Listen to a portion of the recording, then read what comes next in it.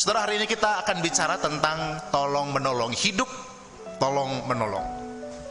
Adakah adik-adik di sini yang tidak suka menolong orang tuanya atau orang lain? Ada nggak adik-adik yang nggak suka menolong? Nggak ada yang ngaku pasti ya.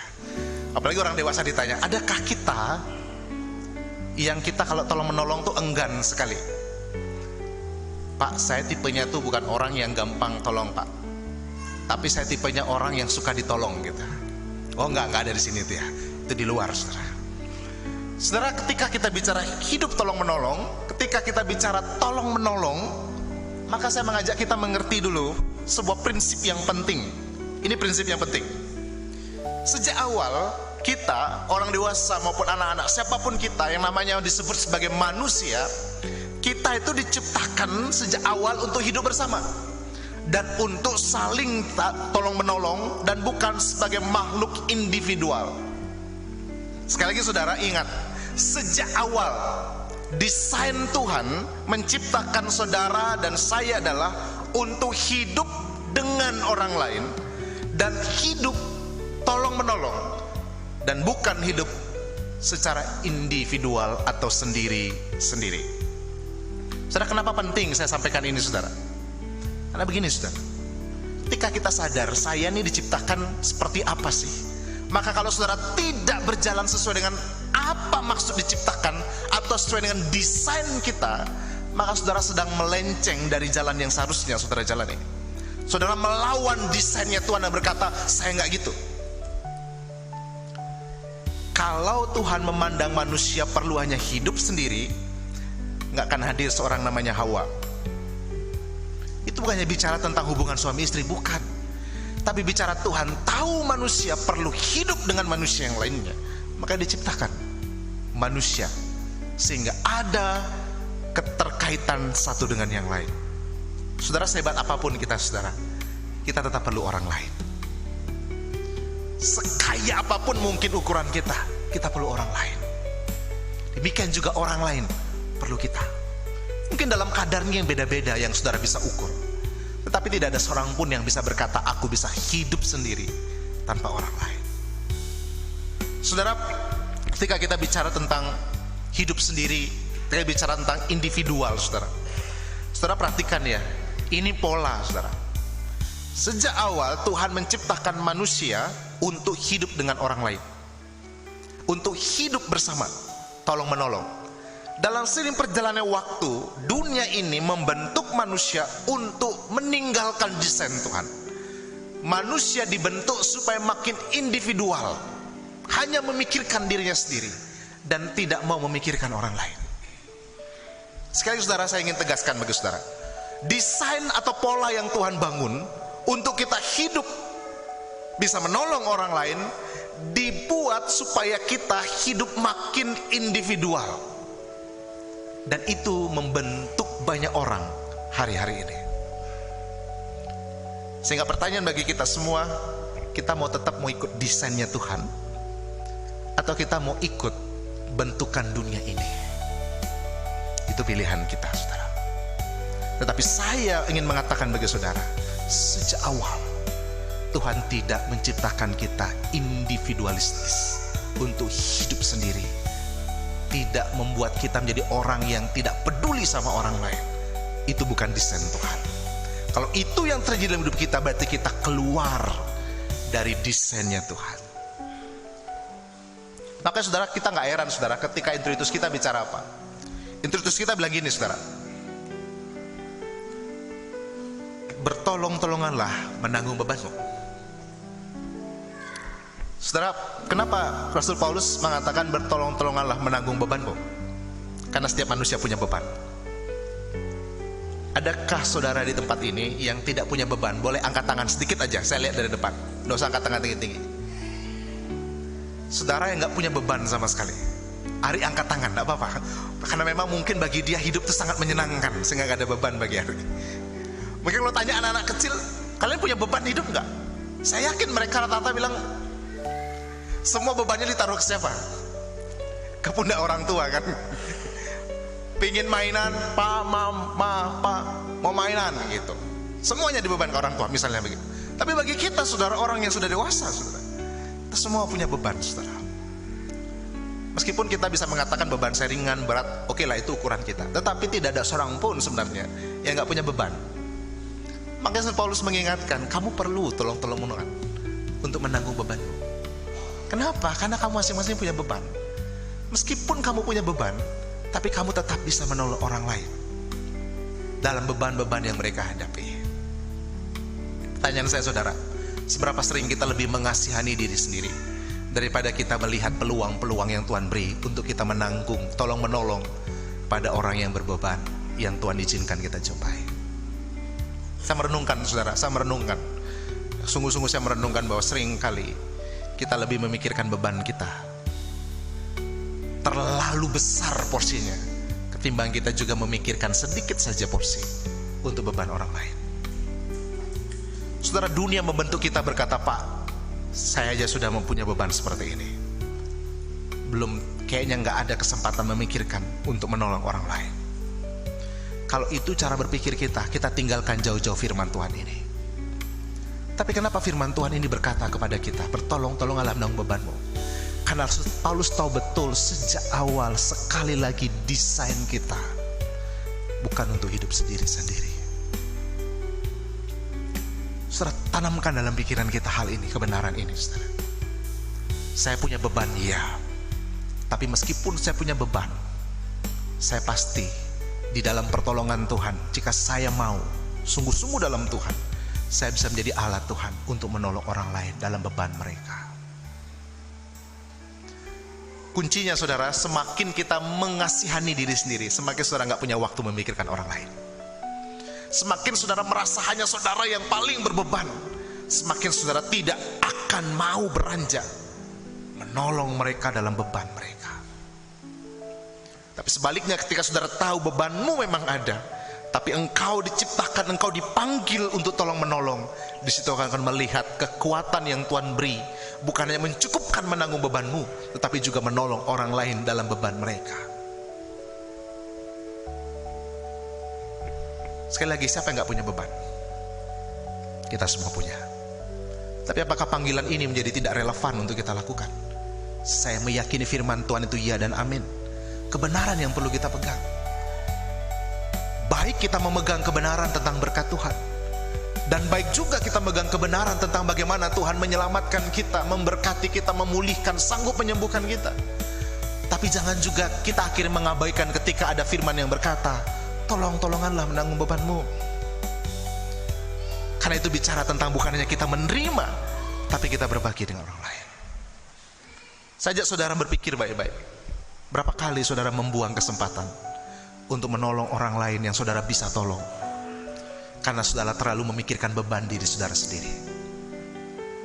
Berapa kali kita melewatkan peluang yang Tuhan beri untuk kita menolong orang yang Tuhan izinkan kita jumpai, karena kita terlalu memikirkan beban kita sendiri yang kita anggap paling berat, paling sukar untuk kita tanggung daripada orang lain.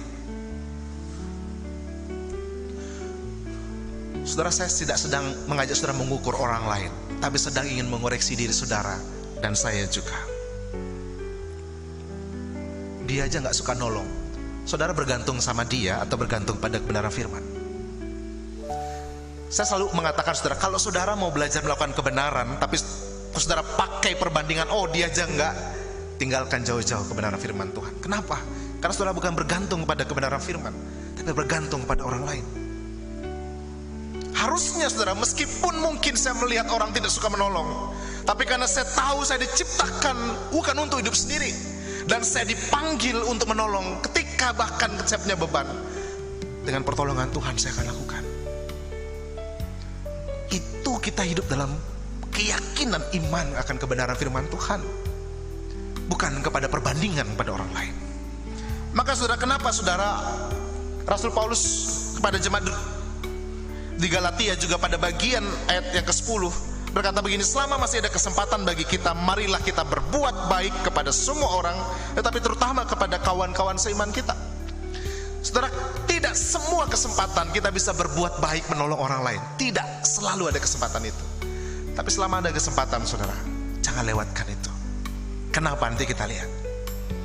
Selain 2 alasan tadi, ada alasan lain kenapa kita perlu berbuat itu. Sekali lagi saudara, selama ada kesempatan, lakukanlah yang baik. Mulai dari saudara seiman kita. Saudara, kenapa kita dalam masa COVID yang lalu, kita mulai dengan memperhatikan saudara sebagai saudara seiman, sebagai jemaat di tempat ini. Setelah itu, baru kita berpikir komunitas di luar gereja kita.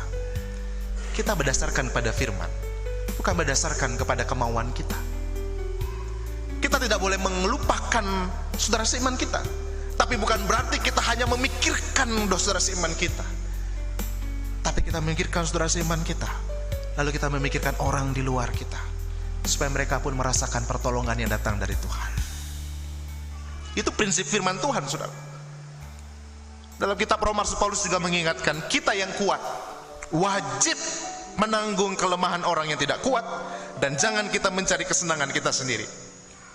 Ini ayat yang tidak mudah, saudara, tetapi ayat ini perlu terus kita hidupi, karena inilah panggilan kita. Rasul Paulus mengatakan, kalau kamu merasa kuat, kamu wajib sekali lagi menanggung yang tidak kuat.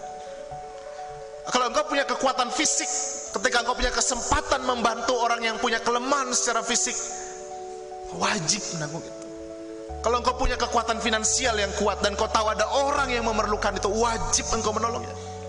Ketika engkau diberikan akal budi yang kuat dibandingkan mungkin yang lain, ketika engkau punya kesempatan Tuhan buka peluang itu, engkau wajib untuk menolong mereka yang tidak kuat. Saudara, jangan saudara anggap apa yang Tuhan percayakan kepada saudara itu hanya untuk saudara nikmati. Jangan. Pada waktunya saudara akan berhadapan dengan Tuhan, dan Tuhan berkata, apa yang sudah aku percayakan kepadamu, dan apa yang kau sudah lakukan melalui apa yang aku percayakan kepadamu. Itulah kebenaran firman Tuhan. Pada waktunya saudara dan saya, Tuhan akan tanya pertanggungjawaban itu bagi kita. Aku sudah percayakan kamu ini, aku percayakan kamu itu, aku percayakan kamu ini dan itu. Apa yang sudah kamu lakukan melalui yang aku percayakan dalam hidupmu? Sekali lagi saudara, kalau saudara diberikan sesuatu yang lebih kuat daripada yang lain, engkau wajib, saya wajib untuk memikirkan mereka yang lebih lemah. Dan jangan hanya mencari kesenangan kita sendiri.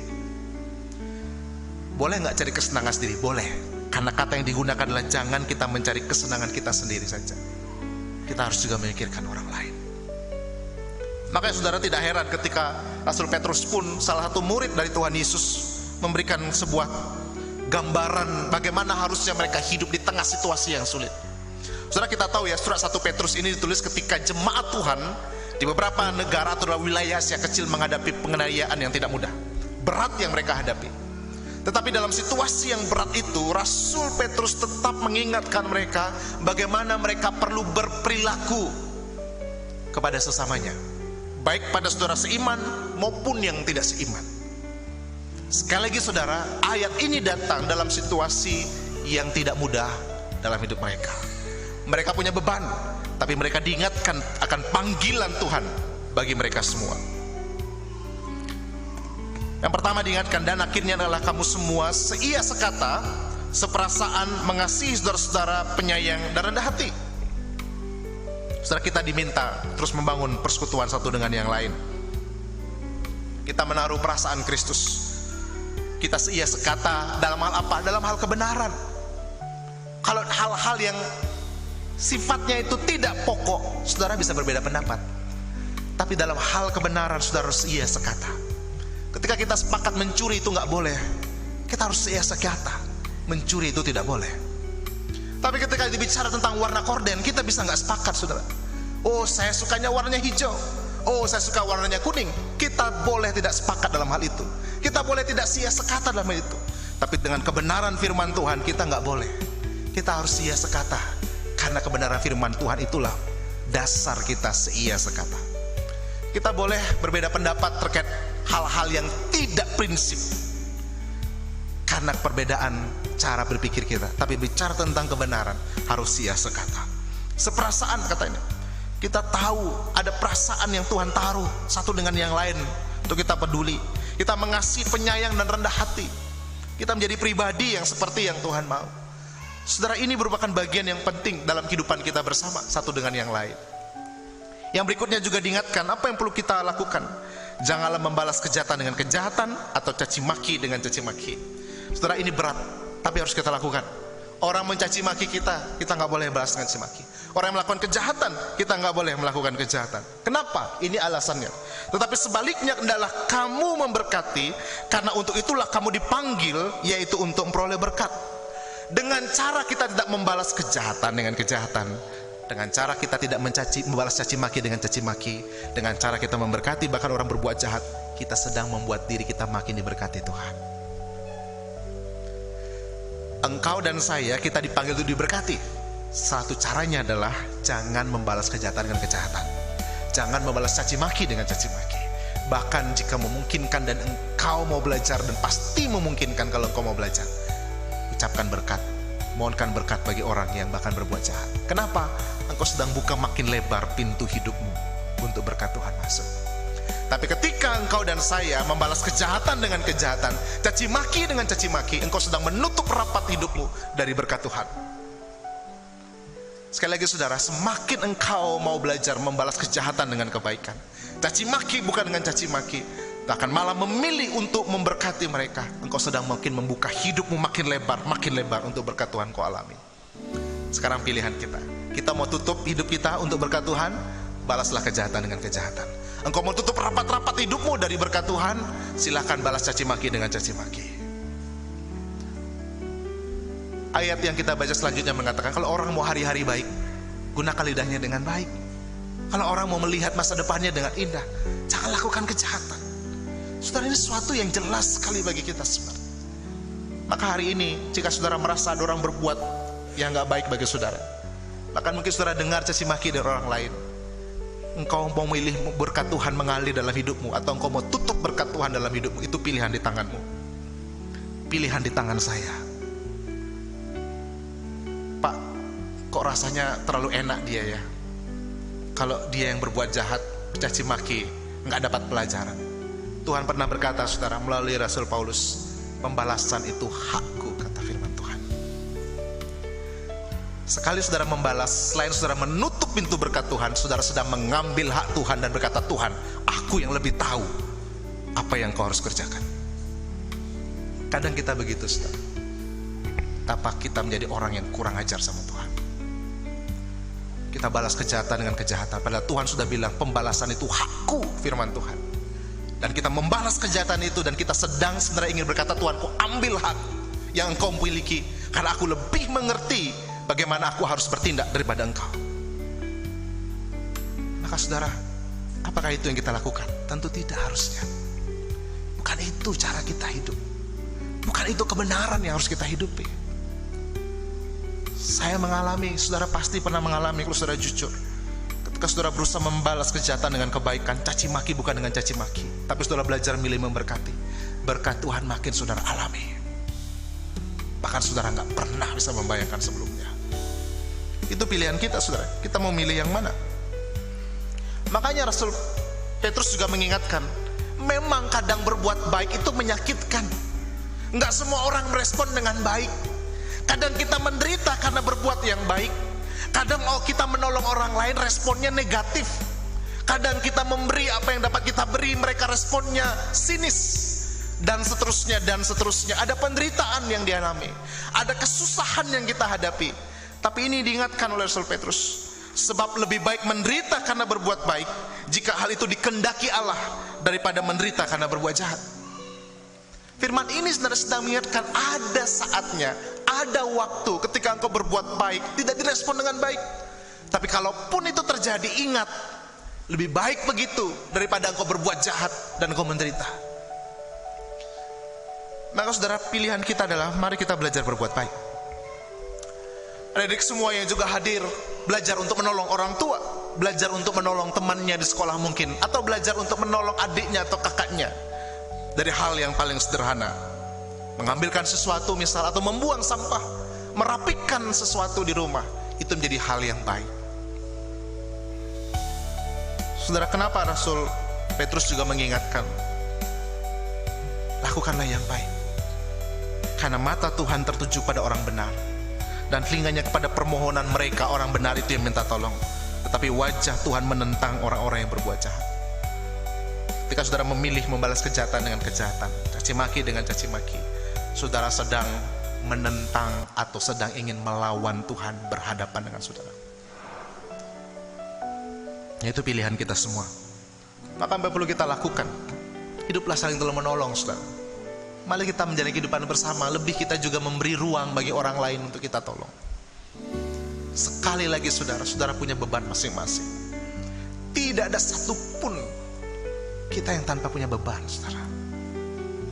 Tapi beban itu janganlah membiarkan kita menjadi orang yang makin individualis, makin tidak memikirkan orang lain. Tapi biarlah melalui beban itu saudara mengerti arti tolong menolong dalam hidup saudara. Saudara, saya pernah memberikan gambaran kisah ini berulang-ulang. Saudara, pernah ada satu acara reality show namanya Tolong di televisi swasta. Ceritanya adalah orang yang mencoba minta tolong padahal dia tidak mengalami situasi itu. Dan kalau ada orang yang menolong akan diberikan hadiah dalam bentuk uang waktu itu. Dari beberapa episode yang saya tonton, saudara, sebagian besar yang menolong adalah mereka yang sama-sama kesusahan. Sekali lagi saudara, sebagian besar yang saya tonton adalah mereka yang menolong karena dalam masa kesusahan juga. Tapi mereka mau menolong orang yang susah. Saudara, seringkali kita nggak menghadapi mungkin dalam ukuran kita kesusahan, dan kita pegang rapat-rapat berkat Tuhan dalam hidup kita. Atau mungkin kita dalam kesusahan dan kita anggap ini aja untuk saya udah gak cukup. Lalu ketika Tuhan buka peluang untuk kita membantu orang lain, lalu kita pegang erat-erat dan berkata, Tuhan ini hanya untuk kami. Saudara, ketika saya melihat anak saya berbagi dengan orang lain dan dia kekurangan terhadap apa yang dia miliki, saya sebagai orang tua yang peduli dengan kelemahan, saya pasti memikirkan untuk memberikan apa yang dia kurang itu, karena dari dia berbagi itu. Betapa senangnya saya melihat anak saya berbagi dengan orang lain. Saya membayangkan Bapa kita di surga jauh lebih baik daripada saya dan saudara sebagai orang tua. Oleh karena engkau mau menolong orang lain, mungkin engkau merasa ada yang kehilangan dari engkau miliki. Tapi kalau memang itu adalah Tuhan mau, saya sangat yakin, sangat yakin Tuhan peduli terhadap hal itu. Dia gak bilang udah, kita biarkan aja kamu habis. Saya yakin tidak begitu. Saudara, kenapa kita dipercayakan, saudara, oleh saudara kita di Australia sampai sejauh ini, saudara? Karena kita tidak menyimpan berkat itu untuk diri kita sendiri. Sekali lagi saudara, karena kita mau belajar tolong menolong dengan yang lainnya. Saya yakin kalau kita menyimpan berkat itu untuk diri kita sendiri, Gen S saja, nggak akan sejauh ini, nggak akan sebanyak ini kita terima. Tapi karena kita tahu panggilan kita mengerti apa yang Tuhan mau, kita mau belajar melakukannya di tengah keterbatasan kita, Tuhan percayakan terus, Tuhan memperhatikan terus. Banyak hal, saudara, banyak hal. Kalau kita mau belajar tentang menolong-nolong, banyak hal saudara akan alami yang saudara kagum akan hal itu. Saudara, mungkin Tuhan hari ini sedang mengingatkan engkau, mengingatkan saya, engkau perlu belajar untuk lebih menolong orang lain. Mari respon itu, saudara. Tuhan, saya mau Tuhan. Saya punya beban, saya punya persoalan, saya mungkin tidak punya banyak, tapi saya mau untuk belajar menolong orang lain. Saudara, itu bagian yang harus kita lakukan, saudara, di tengah segala situasi kita. Kenapa? Karena kita bukan hanya berseru Tuhan tolong saya, tetapi kita juga mau berseru Tuhan pakai saya menolong orang lain. Kita hanya bukan berkata, Tuhan Yesus engkau sanggup menolong saya, tapi kita gak yakin bahwa Tuhan sanggup memakai kita menolong orang lain. Saya yakin Tuhan Yesus sanggup menolong saya, amin saudara. Tapi aminkan juga saya yakin Tuhan sanggup memakai saya untuk menolong orang lain di tengah segala keterbatasan saya. Itulah kehidupan kita yang seimbang, saudara, ketika memandang Tuhan. Kiranya Tuhan memberkati saudara semua, memberkati adik-adik semua untuk kita saling tolong menolong dalam kehidupan kita.